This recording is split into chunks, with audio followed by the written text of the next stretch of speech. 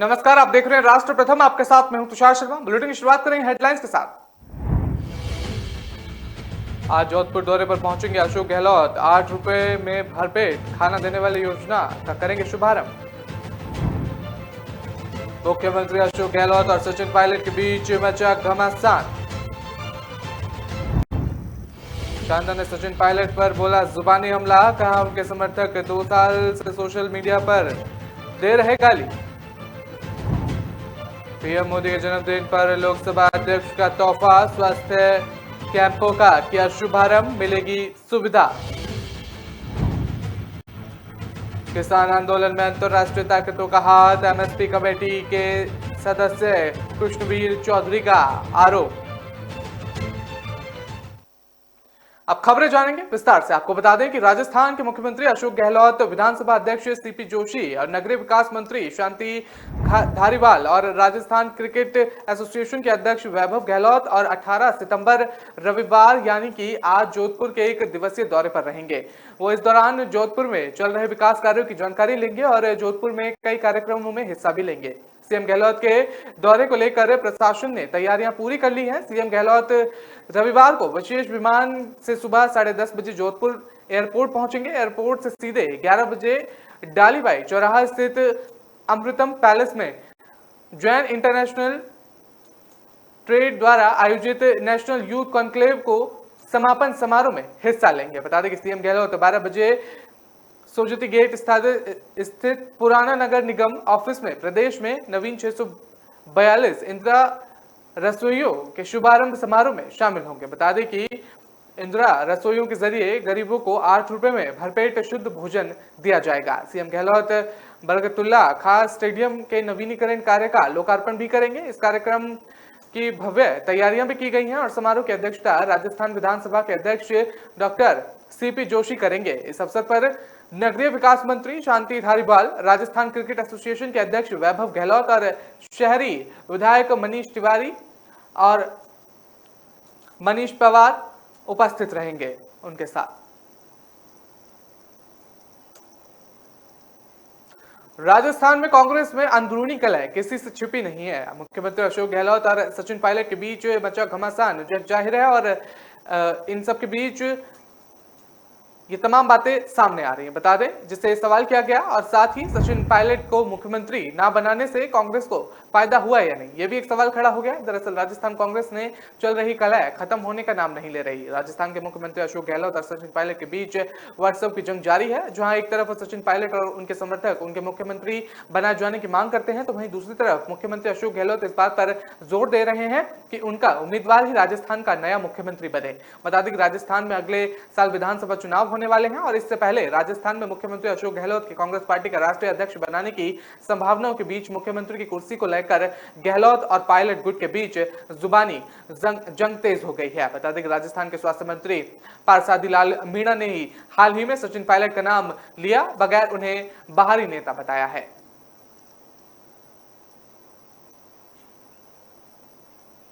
जूते फेंकने के कांड के बाद खेल मंत्री अशोक चांदना लगातार सचिन पायलट पर लगातार जुबानी हमला बोल रहे हैं। एक बार फिर चांदना ने ट्वीट के जरिए पायलट के पर सीधे हमला बोला है। उन्होंने आरोप लगाया है कि सचिन पायलट के समर्थक मुझे 2 साल से सोशल मीडिया पर गाली दे रहे हैं। चांदना ने कहा कि 10 से 15 दिन पहले गुज्जर सभा के दौरान सचिन पायलट समर्थित विधायकों ने कहा था कि जो गुज्जर पायलट का साथ छोड़कर गए थे वो गद्दार हैं, समाज उन्हें सबक सिखाएगी। और बता दें कि इससे पहले जूते फेंकवाने पर अशोक चांदना ने ट्वीट करते हुए कहा था कि मुझ पर जूते फेंकवाकर सचिन पायलट यदि मुख्यमंत्री बन सके तो जल्द बन जाएं, क्योंकि आज मेरा लड़ने का मन नहीं है। तो सीधे तौर पर निशाना साधते हुए नजर आए। बता दें कि जिस दिन मैं लड़ने पर आ गया तो फिर एक ही बचेगा और ये मैं अच्छी तरह जानता हूं। अशोक चांदना के आरोपों पर सचिन पायलट ने कोई जुबान नहीं दी और लेकिन उनकी पत्नी सारा पायलट ने इशारों में कई बात कह दी। सारा ने ट्वीट कर लिखा कि कितने नादान हैं ये, जुगनू कहते हैं और सूरज को उगने नहीं देंगे। तो सीधे तौर पर वो भी उन पर निशाना साधते हुए नजर आई।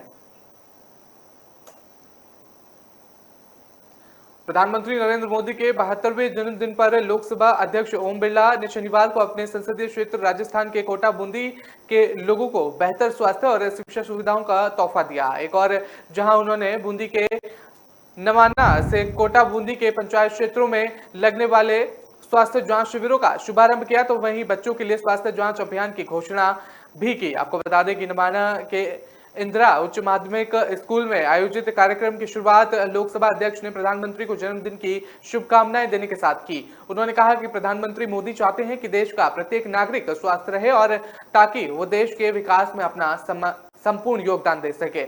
इसको देखते हुए कोटा बूंदी के प्रत्येक व्यक्ति को अच्छा स्वास्थ्य सुनिश्चित करने के लिए स्वास्थ्य जांच शिविरों के आयोजन की कार्य योजना तैयार की गई है।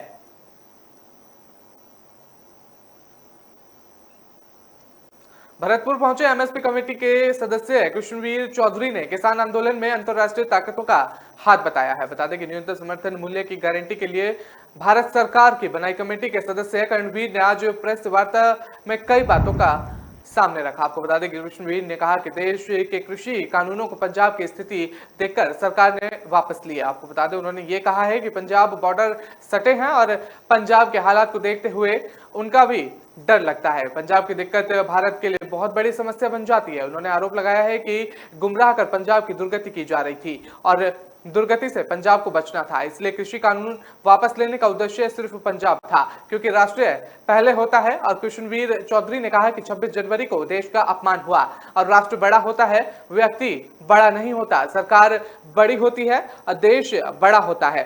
निर्णय इसलिए लेना जरूरी था क्योंकि सुधार तो फिर कर लेंगे। उन्होंने कहा कि किसानों का शोषण बाजारों में होता नजर आ रहा है। तो ये तमाम बातें उन्होंने कही।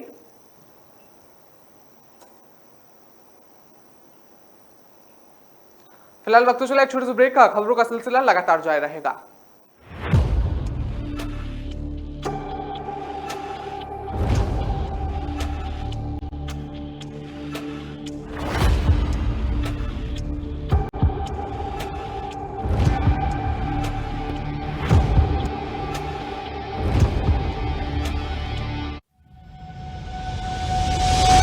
लहरों से डरकर नौका पार नहीं होती, कोशिश करने वालों की कभी हार नहीं होती। नन्ही चींटी जब दाना लेकर चलती है, चढ़ती दीवारों पर 100 बार फिसलती है।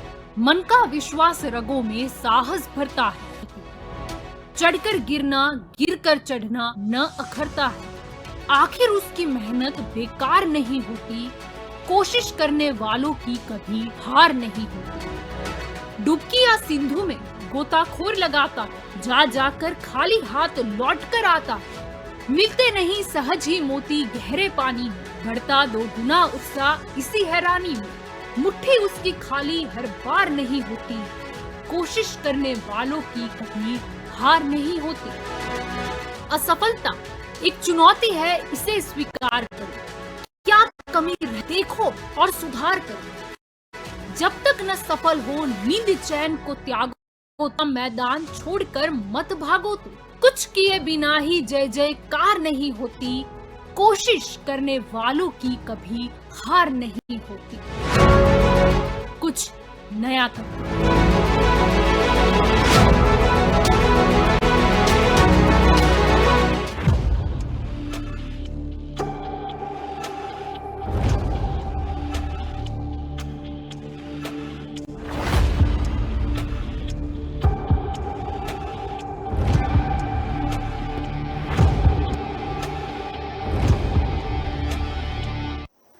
ब्रेक के बाद आपका स्वागत है। रुक करते हैं अगली खबर का। आपको बता दें कि मां का दूध बच्चों के लिए सर्वोत्तम आहार है। ब्रेस्ट फीडिंग कराने से बच्चों को सभी पोषक तत्व मिलते हैं। बच्चे के मानसिक और शारीरिक विकास में ब्रेस्ट फीडिंग बेहद जरूरी है। लेकिन क्या हर मां का दूध एक जैसा होता है या फिर उसमें कोई अंतर रहता है? इसी सवाल का जवाब जानने के लिए उदयपुर में रिसर्च किया गया। रिसर्च से खुलासा हुआ कि किसी भी मां का दूध में कोई फर्क नहीं होता। बता दें कि रविंद्रनाथ टैगोर मेडिकल कॉलेज की डॉक्टर ने बताया कि 100 महिलाओं के दूध पर रिसर्च किया गया था और रिसर्च के दौरान किसी भी मां के दूध में अंतर नहीं मिला। हालांकि विदेशों में हुआ रिसर्च बिल्कुल अलग है और डॉक्टर ने बताया कि उदयपुर के RNT में दुग्ध दान सेंटर बना है और सेंटर में कई मां जरूरतमंद बच्चों के लिए दूध का दान करती हैं। ऐसे में 100 महिलाओं का दूध रिसर्च के लिए लिया गया और दूध 60% ग्रामीण और 60% शहरी महिलाओं का था। महिलाओं में भी 49% शिक्षित और 51% अशिक्षित थी। आपको बता दें, अशिक्षित महिलाओं में कुछ कुपोषित थे और हर महिला के दूध का 50 ml सैंपल लिया गया था।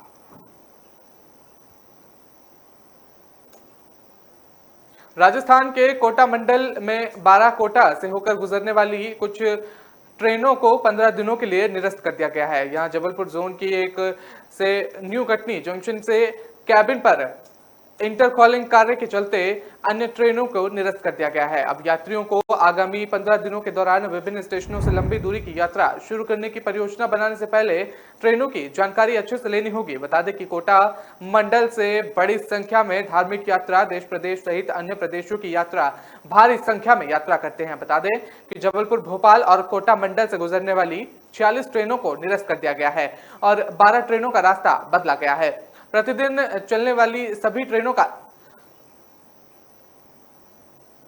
नियमित परिचालन जारी रहेगा और इनमें 12 से गुजरने वाली 10 ट्रेन 5 जोड़ी को निरस्त किया जाएगा और 4 ट्रेनों का मार्ग बदला गया है। हालांकि सभी ट्रेन साप्ताहिक हैं। जबलपुर, भोपाल और कोटा मंडल से गुजरने वाली गाड़ी संख्या 1008, 207, दुर्ग अजमेर 19 सितंबर और 26 सितंबर और गाड़ी संख्या 18208 अजमेर दुर्ग 20 सितंबर और 27 सितंबर तक निरस्त कर दी गई है। गाड़ी संख्या 19607 कोलकाता मदार जंक्शन 19 सितंबर और 26 सितंबर को गाड़ी संख्या 19608 मदार जंक्शन कोलकाता 22 और 29 को निरस्त रहेगी। गाड़ी संख्या 18213 दुर्ग अजमेर 18 से 2 अक्टूबर तक निरस्त रहेगी। ये तमाम गाड़ियां निरस्त रहने के संकेत मिल रहे हैं और जिस तरह से ये गाड़ियों को निरस्त किया जा रहा है, एक कार्यक्रम के चलते इन लोगों को निरस्त किया जा रहा है। तो यात्री करने से पहले ट्रेन की जानकारी जरूर ले लें।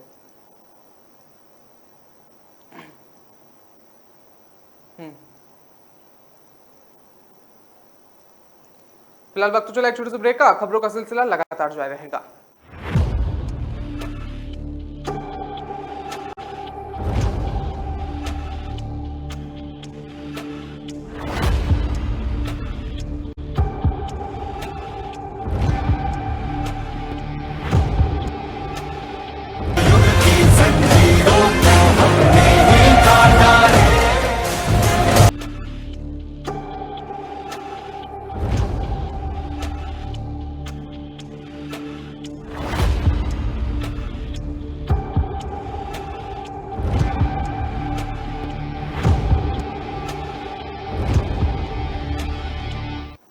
ब्रेक के बाद आपका स्वागत है। रुक करते हैं अगली खबर का। आपको बता दें कि बंसवाड़ा के नवागांव ग्राम पंचायत के पनियाला गांव में फूड पॉइजनिंग से 125 लोग बीमार हो गए हैं और गांव में ही शनिवार को सामूहिक भोज का कार्यक्रम था। कार्यक्रम में मीठा खाने से बड़ी संख्या में लोगों की तबीयत बिगड़ गई और मीडिया रिपोर्ट्स के अनुसार पनियाला गांव में श्रद्धा कार्यक्रम का आयोजन हुआ था और खाने में बूंदी, चावल और अन्य चीजें बनी थी और इसमें बूंदी खाने से लोगों की तबीयत बिगड़ गई और लोगों को उल्टी और दस्त होने लगे। ऐसे में बड़ी संख्या में लोग जिला अस्पताल पहुंचे। पहला मरीज शनिवार शाम करीब 7 बजे अस्पताल में भर्ती कराया गया और उसके बाद रात तक अस्पताल में मरीज आते रहे। मामले की जानकारी मिलते ही जिला कलेक्ट्रेट प्रशासन चंद्र शर्मा और एसपी राजेश कुमार मीणा और उप जिला प्रमुख डॉक्टर विकास ने गांव का दौरा किया और फूड पॉइजनिंग के शिकार हुए मरीजों के लिए अस्पताल की व्यवस्था कराई। जिला अस्पताल के 2 वार्ड खाली करवाए गए और अस्पताल में रात तक मरीज आते रहे।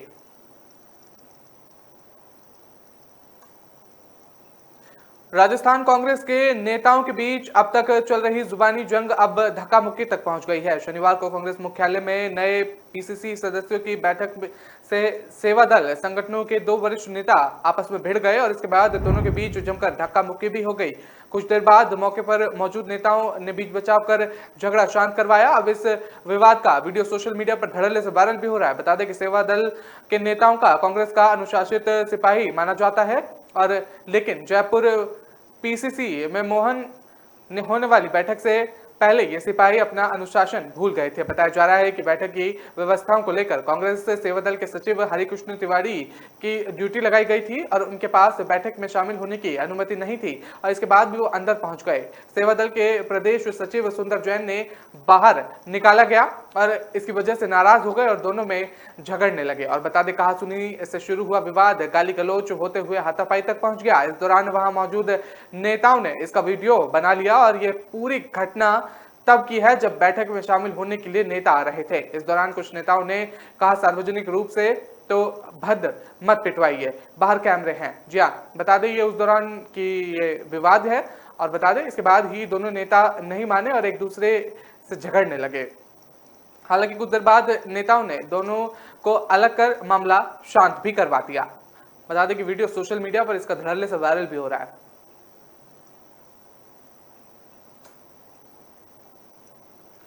राजस्थान में जोधपुर एयरबेस की ताकत बढ़ाएंगे और लाइट हेलीकॉप्टर और हेलीकॉप्टर रुद्र की तैनाती होगी। बता दें कि आक्रमण करने में सबसे कारगर देशी हथियार साबित होगा। ये देश के किसी भी क्षेत्र जैसे सियाचिन, कारगिल और लद्दाख की ऊंची चोटियों पर बैठे दुश्मन को तबाह करने की क्षमता रखता है। ये रेगिस्तान में जमीनी लड़ाई के लिए गेम चेंजर साबित होगा और देश के रक्षा क्षेत्र में आत्मनिर्भर की ओर तेजी से बढ़ रहे कदम के बीच एक और ऐतिहासिक पल का जोधपुर एयरबेस साक्षी बनेगा। एयरफोर्स की ताकत बढ़ाने के लिए 3 स्वदेशी अटैक हेलीकॉप्टर मंगवाए जाएंगे, आपको बता दें, जिसमें उनके साथ वायुसेना प्रमुख air chief marshal VR Chaudhary सहित वरिष्ठ अफसर शामिल होंगे। इस दुर्गा अष्टमी पर स्वदेशी अटैक हेलीकॉप्टर के रूप में बड़ी शक्ति हमारी सेना में मिलने जा रही है और पहले ये समारोह 8 अक्टूबर को एयरफोर्स डे पर होने वाला था, लेकिन अब इसे बदलकर पहले किया गया है। ये देश का पहला ऐसा स्वदेशी हेलीकॉप्टर है जो रिवर्स यानी उल्टा उड़कर दुश्मनों को चकमा भी दे सकता है। इस क्षमता के कारण ये दुश्मन की मिसाइल और किसी भी हमले को नाकाम कर सकता है। ये दुश्मन पर आक्रमण करने में सबसे कारगर और देसी हथियार साबित होगा। ये सियाचिन, कारगिल और लद्दाख की ऊंचाई चोटियों पर बैठे दुश्मनों को तबाह करने में क्षमता भी रखता है। तो बता दें, अष्टमी के दिन हमारे आर्मी को नया हथियार मिलने वाला है।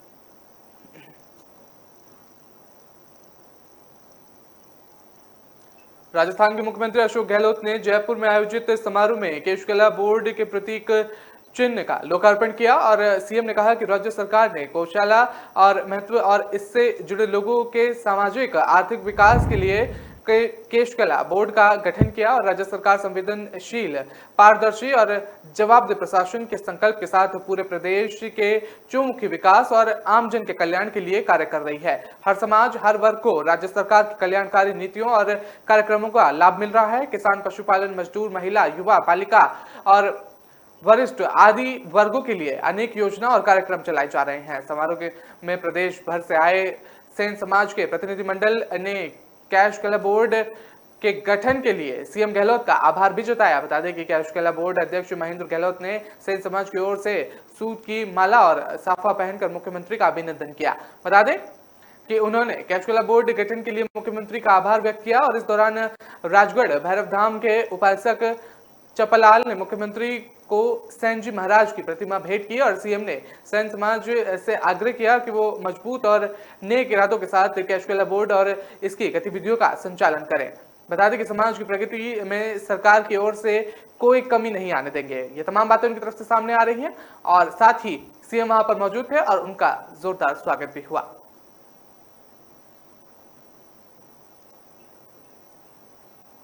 राजस्थान के मुख्यमंत्री अशोक गहलोत ने शनिवार को फिर दोहराया कि उनकी इच्छा है कि राहुल गांधी कांग्रेस की कमान संभाले।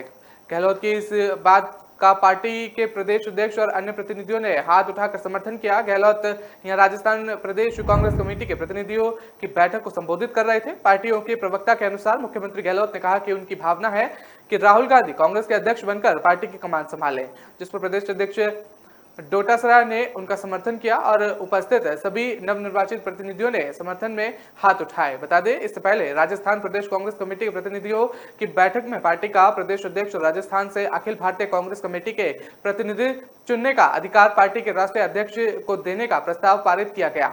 बैठक के बाद जारी आधिकारिक बयान के अनुसार बैठक में मुख्यमंत्री गहलोत ने प्रस्ताव किया कि राजस्थान प्रदेश कांग्रेस कमेटी के अध्यक्ष और राजस्थान से एआईसीसी के प्रतिनिधि का चयन कांग्रेस अध्यक्ष द्वारा किया जाए। प्रदेश अध्यक्ष डोटासरा ने इसका समर्थन किया और कांग्रेस कार्य समिति के सदस्य रघुवीर मीणा ने अनुमोदन किया। बता दें ये प्रस्ताव राजस्थान प्रदेश सरकार कमेटी के नवनिर्वाचित सभी 400 प्रतिनिधियों द्वारा सर्वसम्मति से पारित कर इसे एआईसीसी में प्रस्तुत करने के लिए प्रदेश चुनाव अधिकारी राजेंद्र सिंह चंपावत को सौंपा गया।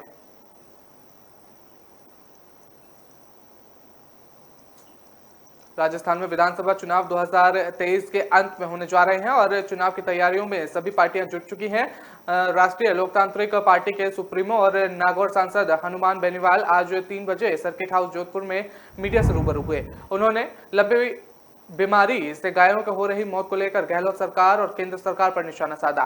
सांसद ने कहा कि गहलोत सरकार केंद्र को चिट्ठी लिखकर औपचारिकता पूरी कर रही है। लंपी को राष्ट्रीय आपदा घोषित किया जाना चाहिए। बेनीवाल ने कहा कि गाय और राम के नाम पर बीजेपी हमेशा से वोट मांगती रही है। राजस्थान की जनता ने बीजेपी के 24 सांसदों को जिताकर केंद्र भेजा, लेकिन लंपी जैसी भयावह बीमारी में एक भी सांसद के मुंह से कोई शब्द नहीं निकला। सीएम गहलोत पर हमला बोलते हुए सांसद बेनीवाल ने कहा कि इनकी पिछली सरकार में कुछ मंत्रियों पर आरोप लगे थे तो सीबीआई की जांच के आदेश कर दिए गए थे, लेकिन इस सरकार में महेश जोशी समेत कई मंत्रियों पर गंभीर आरोप लगे हैं, लेकिन उनकी सीबीआई जांच के आदेश नहीं दिए जा रहे हैं। सीएम गहलोत ने सिर्फ एक वर्ग को निशाना बनाते हुए इस दौरान सीबीआई की जांच ली थी। वो अपने चहेतों को बचाने के लिए बयान देते हैं कि किसी के ऊपर आरोप लगे हैं। बता दें कि अगर सीबीआई की जांच की जाए तो आंच कई लोगों पर आ सकती है, इसलिए सीबीआई जांच नहीं की जा रही है। बेनीवाल ने सीएम गहलोत के घर में हमला बोलते हुए कहा कि वो खुद ही कुर्सी बचाने में लगे हुए हैं। वो राजस्थान में जहां भी जाते हैं वहां के नेताओं की तारीफ कर चुके होते हैं। तो बता दें कि उनकी तरफ से तमाम बातें सामने आ रही हैं। अशोक गहलोत पर वो निशाना साधते हुए भी नजर आए और साथ ही केंद्र सरकार पर भी वो निशाना साधते हुए नजर आए लंबी वायरस को लेकर। दुनिया भर में महिलाओं और छात्राओं के विरुद्ध बढ़ते अपराधों को देखते हुए उन्हें आत्मरक्षक के गुण सिखाने की जरूरत महसूस की जा रही है। इस सिलसिले में राजस्थान के मुख्यमंत्री अशोक गहलोत ने एक ये संदेश दिया है और ट्रेनिंग देने की जिम्मेदारी दी है ताकि महिलाओं के प्रति राज्य में बढ़ते अपराधों को रोका जा सके। सरकारी आदेश का पालन करते हुए राजस्थान की पुलिस और जनप्रतिनिधि अपने क्षेत्र में बच्चियों और महिलाओं को बैड टच और गुड टच और सेल्फ डिफेंस के साथ कानूनी जानकारी देने के लिए अलग अलग समय पर कैंप लगा रहे हैं। जोधपुर के रातवाला क्षेत्र में जोधपुर पुलिस और जनप्रतिनिधियों के सहयोग के सेल्फ डिफेंस का 3 दिवसीय आयोजन किया गया और इस आयोजन में बच्चियों के साथ वृद्ध महिलाओं ने भी बढ़ चढ़कर भाग लिया और सेल्फ डिफेंस के गुण सीखे। बता दें कि महिलाओं और छात्रों को सिखाया गया है कि कभी गंभीर परिस्थितियों में फंस जाएं तो सामने वाले को चोरों खाने चित कैसे किया जा सके। तो बच्चों को ये तमाम चीजें सिखाई गई हैं, सेल्फ डिफेंस की चीजें सिखाई गई हैं, गुड टच बैड टच के बारे में बताया गया है। जयपुर में अल सुबह सचिवालय की मुख्यालय इमारत में स्थित कामाख्या विभाग सेक्शन में आग लग गई और दूसरी मंजिल में धुआं निकलता देखा। सचिवालय में मौजूद सुरक्षा कर्मियों ने दमकल विभाग को सूचना दी। मीडिया रिपोर्ट्स के मुताबिक आग लगने की सूचना पर कार्मिक विभाग से संबंधित अधिकारियों और कर्मचारियों भी मौके पर पहुंचे और आग लगने से अलमीरियों में रखी कई महत्वपूर्ण फाइलें जलकर राख हो गईं। दमकल कर्मचारियों ने कार्यालय में रखी कई महत्वपूर्ण फाइलों को भी जलाने से बचाया।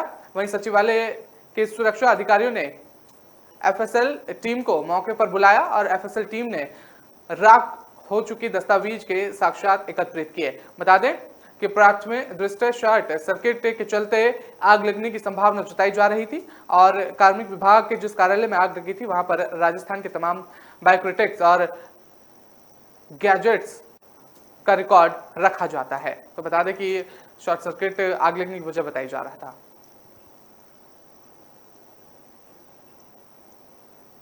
तो फिलहाल इस बुलेटिन में इतना ही। मुझे दीजिए इजाजत। आप हमारी खबरों को विस्तार से पढ़ने के लिए आप हमारी वेबसाइट का इस्तेमाल कर सकते हैं। www.kalamkartavya पर जाकर आप खबरों को विस्तार से भी पढ़ सकते हैं। नमस्कार।